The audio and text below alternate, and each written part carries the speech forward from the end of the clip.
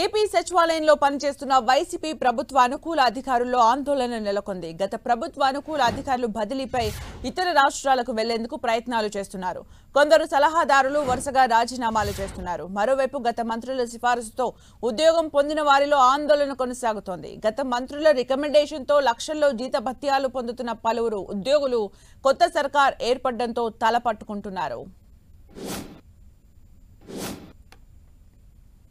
AP సెక్రటేరియట్లోని మంత్రుల ఛాంబర్లను GAD అధికారులు స్వాధీనం చేసుకుంటున్నారు. మాజీ మంత్రుల నేమ్ బోర్డులు తొలగించారు. ప్రభుత్వ సామాగ్రిని చెక్ లిస్ట్ ప్రకారం సిబ్బంది స్వాధీనం చేసుకుంటున్నారు. ఏపీ సచివాలయంలోని ఐటీ విభాగంలో పోలీసులు తనిఖీలు చేస్తున్నారు. ఐటీ వింగ్ నుంచి డేటా బయటకు వెళ్లొచ్చనే అనుమానంతో పోలీసులు సోదాలు చేస్తున్నారు. సెక్రటేరియట్లోని ఐటీ కమ్యూనికేషన్ విభాగంలోని ఉద్యోగుల కంప్యూటర్లు, ల్యాప్టాప్లను తనిఖీ చేశారు అధికారులు. లోపల ఉన్న స్టాఫ్ బయటకు వెళ్లకుండా జాగ్రత్తలు తీసుకుంటున్నారు. ఉద్యోగులు ల్యాప్టాప్లు, పెన్ డ్రైవ్లు బయటకు తీసుకెళ్లొద్దని పోలీసులు ఆదేశించారు. మరిన్ని అప్డేట్స్ మా ప్రతినిధి విజయ్ చంద్ర అందిస్తారు. విజయ్ చంద్ర,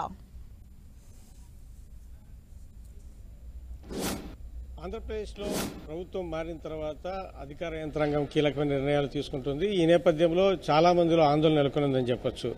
ఇప్పటికే ప్రభుత్వం నుంచి గత జగన్మోహన్ రెడ్డి ప్రభుత్వం నుంచి కీలకమైనటువంటి పదవులు అనుభవిస్తున్న వాళ్ళు, తర్వాత కీలకమైన శాఖల్లో పనిచేసిన వాళ్ళు, వీరితో పాటు ఏదైతే జగన్మోహన్ రెడ్డికి అనుకూలంగా వ్యవహరించారనేటువంటి ముద్ర కలిగినటువంటి అధికార యంత్రాంగం వీళ్ళు ఒక విధమైన ఆందోళన కలుగుతుందని చెప్పొచ్చు. ఇప్పటికే కొంతమంది అధికారులు ఇతర రాష్ట్రాలకు బదిలీ వెళ్లేందుకు, లేకుంటే కేంద్ర సర్వీసులకు వెళ్లేందుకు కోసము ప్రయత్నాలు చేస్తున్నట్లుగా సమాచారం అందుతా ఉంది. ఈ నేపథ్యంలో కొందరైతే తమ ఏదైతే కనుక తమ హోమ్ డిపార్ట్మెంట్ ఉందో అక్కడికి వెళ్లాలా పేరెంట్ డిపార్ట్మెంట్ అని చెప్పేసి దానికి సంబంధించినటువంటి ప్రయత్నాలు కూడా చేస్తున్నట్టు మనకు సమాచారం అందుతా ఉంది. ఈ నేపథ్యంలో ఇప్పటికే కొంతమంది సీనియర్ అధికారులు, సిఐడి చీఫ్ సంజయ్ అయితేనేమి, ఇతర కొంతమంది అధికారులు సెలవుల్లో వెళ్లడం జరిగింది. మరికొంతమంది సెలవుల్లో వెళ్లడమా, లేకుంటే కేంద్ర సర్వీసులకు వెళ్లడమా, లేకుంటే ఇతర రాష్ట్రాలకు బదిలీ కోసం ప్రయత్నం చేయడం అన్నటువంటి పరిస్థితుల్లో ఉన్నట్లుగా మనకు సమాచారం అందుతా ఉంది. అంతేకాకుండా జగన్మోహన్ రెడ్డి ప్రభుత్వంలో దాదాపు 150 మంది దాకా ప్రభుత్వ సలహాదారులు ఉన్నారు.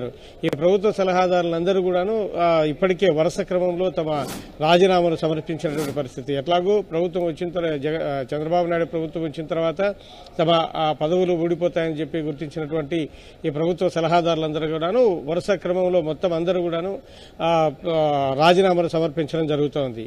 అంతేకాకుండా గతంలో ఏదైతే కనుక మంత్రుల రికమెండేషన్స్ అయితేనేమి, లేకుంటే కనుక ఇతర ముఖ్య నేతలు వాళ్ళ రికమెండేషన్లు అయితేనేమి, సెక్రటరియట్లో కీలకమైనటువంటి స్థానాల్లో ఉన్నటువంటి వారు, అంటే కొంతమంది ఎక్కువగా చూస్తే కనుక కొన్ని పోస్టులు కొత్తగా క్రియేట్ చేసి ఆ పోస్టులలో వీరిని పెట్టడం జరిగింది.